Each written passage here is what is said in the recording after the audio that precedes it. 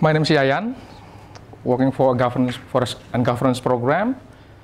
Nia already introduced our research. This is part of community carbon leakage research in Central Kalimantan. My presentation will be understanding local people perception of REDD+. This is a case study of in a REDD+ demonstration activity in Central Kalimantan. I start with this introduction. We know that discussion on REDD+ has exploded in recent years, and also cover potential negative impacts of REDD+ project on local livelihood, equity, and poverty. REDD+ implementation is so new, so most studies are based on extrapolation of previous experiences, such as ICDP projects, Integrated Conservation and Development Projects, and PES initiatives. Scientific studies based on primary data from actual REDD+ projects are rare. And if there is a study on perceptions of local people to the projects or REDD projects, mostly rely on rapid appraisals based on a focus group discussion that may bias the result.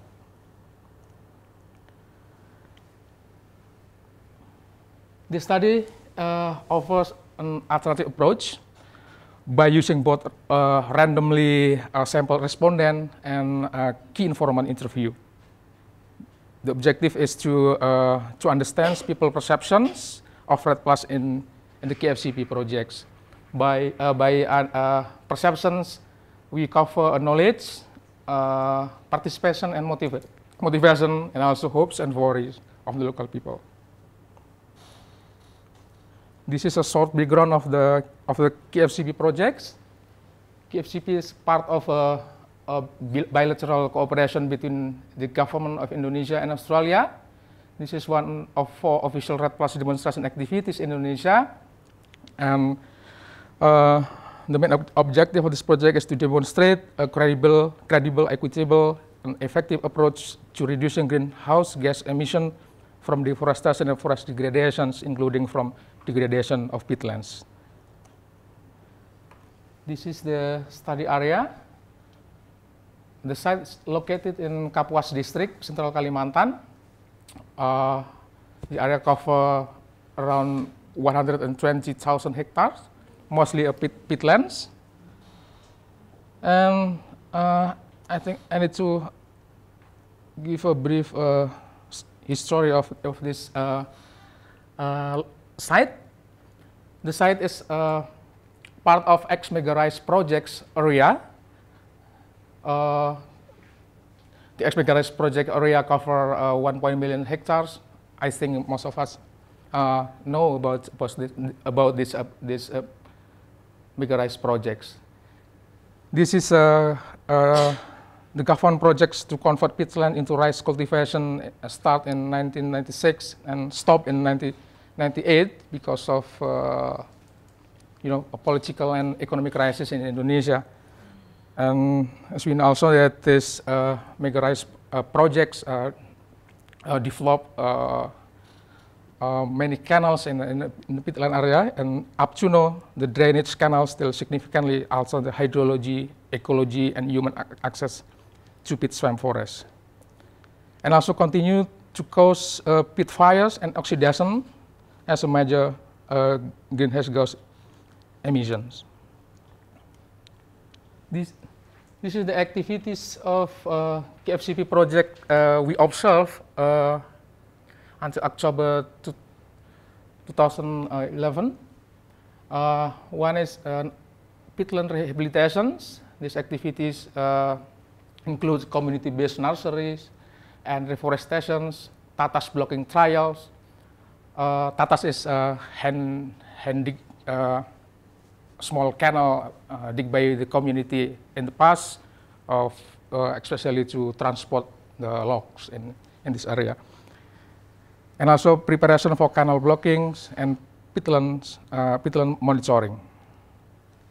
Other activities, community engagement, include participatory land use mapping, assisting village spatial planning, and village agreements. And then institution support, such as facilitate community in developing the village planning, developing a community groups, management group, and also some training related to governance. And the most visible to community, the activities that the most visible to communities is the community nurseries and reforestations. This is a background of the community. They are Dayak Ngaju, living in 14 settlements, which populations around 9,000 in 2009. In the past, their major income from illegal logging also, prior to the ban of logging in 2006. And after the ban of loggings, the main source of income is rubber tapping, fishing, and dryland rice cultivation, small-scale gold mining, and the secondary one is a small-scale gold mining for some villages, village, and rattan cultivations, or rattan collection, and gemor collection. Gemor is a bark used for, especially used for mosquito repellents. And also, this is the fact that there was a study in 2010 conducted by CIFO, by GCS C2, in this site also, and we learned that there was some awareness of REDD+ and KFCP already in 2010. This is our methods. As I mentioned before, that this is a combined randomly sample respondent and key informants in 4 sample villages, 3 in the south block and 1 in the north block. You can see in the map, in the north block is still intact forest, and the south blocks mostly degraded peatlands. Data collection in September to October 2011. This is 1 year after the KFCP started field implementations. This is part of wider study on carbon leakage, already mentioned by Nia. And how we choose key informants. By key informants, we mean that key informant is people that represent knowledgeable and highly concerned of the issue, and also that community members that have a role of the informant have a role in as a community leaders, both formal and informals in the village, and also based on our observations and consultation with KFCP staff and village leaders. We also ensure that key informants include those who are known to be critical of KFCP. Our key informants also include villagers whose livelihoods could be impacted by the projects, such as tatas owners, hunters, gemor collector, and logger. And the randomly sample respondents represents common people, chosen by interviewing the household head or spouse of every 4 to 5 houses in the village, alternating between the left and the right side of the main road of the village. This is the number of respondent informants, and altogether in the 4 villages, the total of randomly sample respondent is 83, and the number of key informants is 40.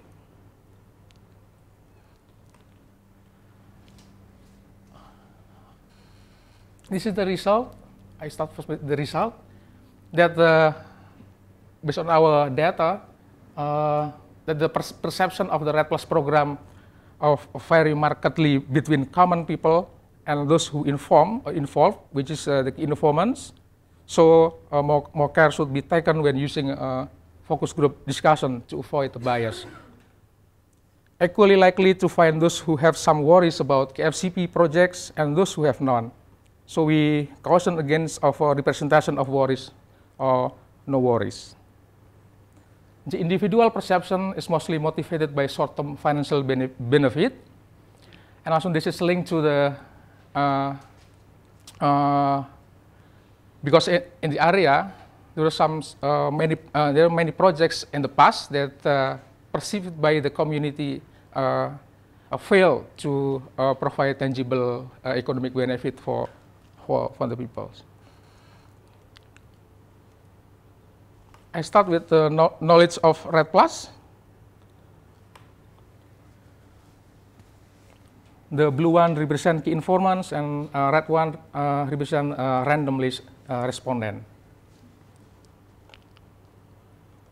You can see that for the randomly sample respondents, mostly they never heard the REDD+ term, and if some of them, although heard about the terms, but only heard but no idea on how to, what REDD really is.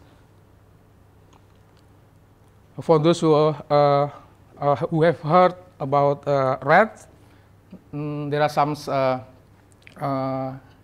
understanding of the terms of vary from reforestation project to reduce emission, foreign aid, payment or compensation, carbon trading, and project that relate to climate change.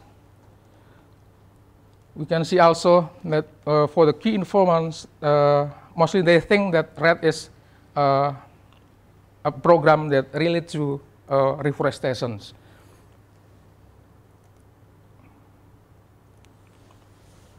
And also, we can see that the key informant is more, knowledgeable on this concept, comparing to the randomly sampled respondents. And this is the knowledge of KFCP.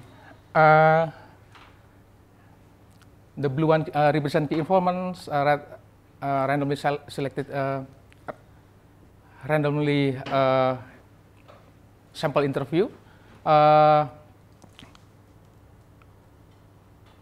On this KFCP,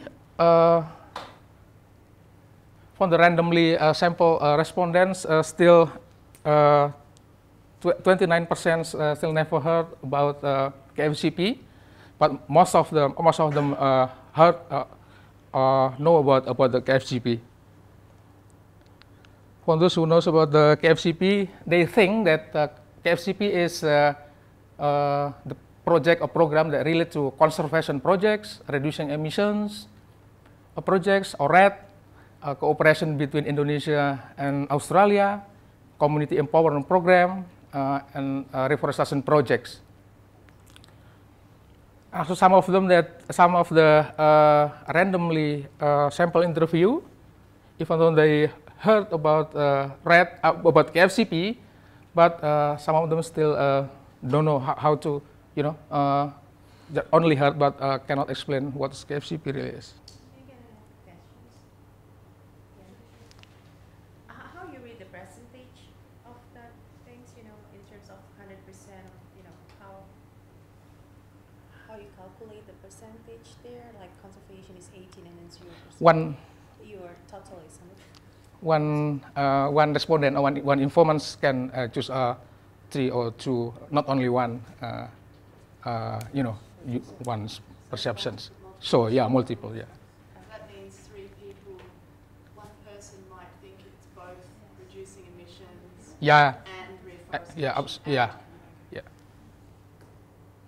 And you provide the answer, or they can just No, open-ended. Open-ended. Yeah, and we categorize.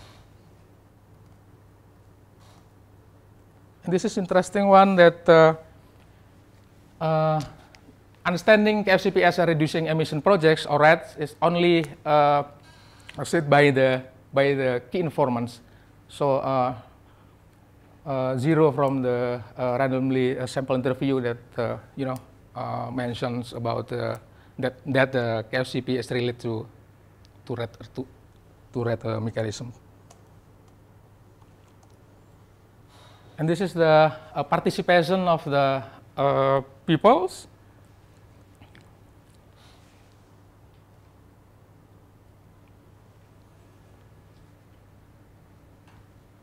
From the randomly sample respondents, 41% not participate in any activities, and 5% from the informants also not participate, but mostly they participate in various activities of the KFCP.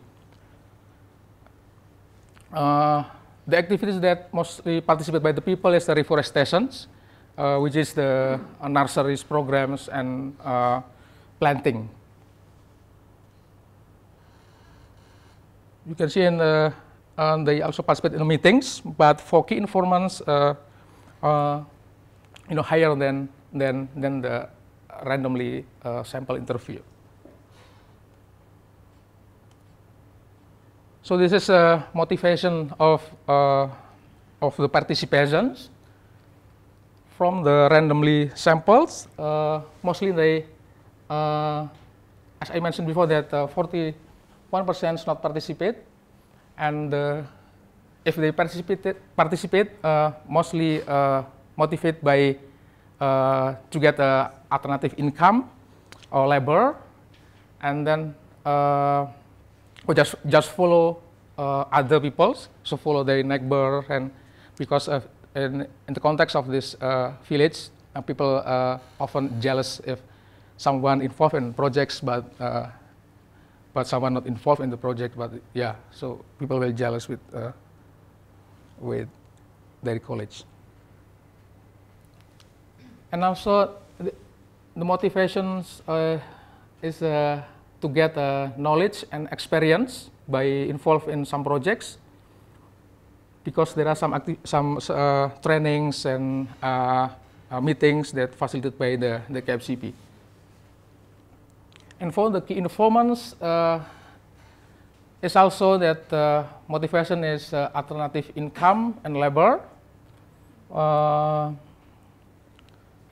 but they think also that they participate because they are community leaders and have a responsibility to make sure that these projects not fail as many other projects before.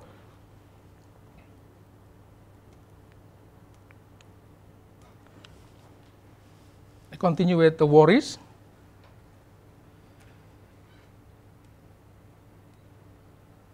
It's interesting that for the randomly sample respondent and key informants, it's quite equal between. They no worries about the projects. And for those who worry about the worry of the projects, mostly they worry that the land will be claimed by the project, or there will be restrictions of people access by the projects. This is interesting also that the key informants have more concern to the projects, and some of failure of the project as previous projects. So while the randomly sample interview is less concerns. This is also interesting that key informants. This is so that informants have more concern about the projects, because they think also that they worry also that these projects. There's uncertainty, the high uncertainty of RED plus compensations in the future.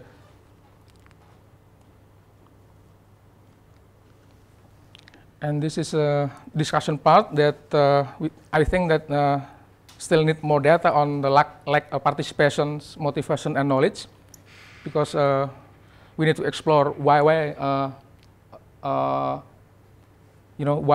some of the people not participate in the activities. but supported by our qualitative data that there's a possible reason for not participating. They are only small income from KFCP activities, and also have no time, or there's other more interesting activities. And we need also to find deeper analyzing the knowledge, perception, and individual characteristic toolings. I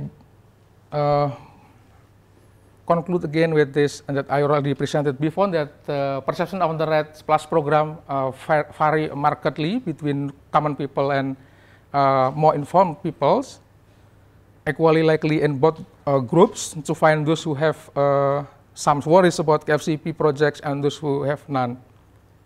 And individually, participation and worries are randomly sampled respondents are linked to short-term financial benefit.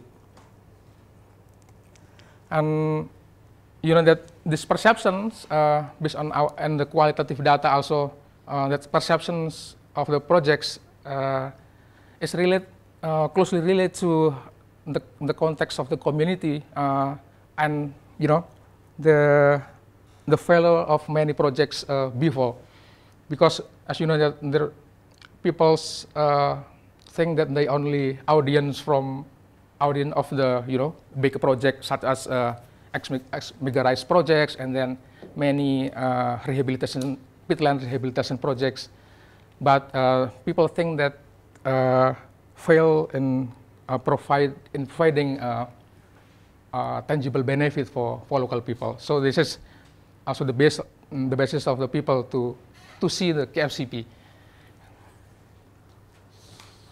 Okay, I think that's my presentations, and thank you.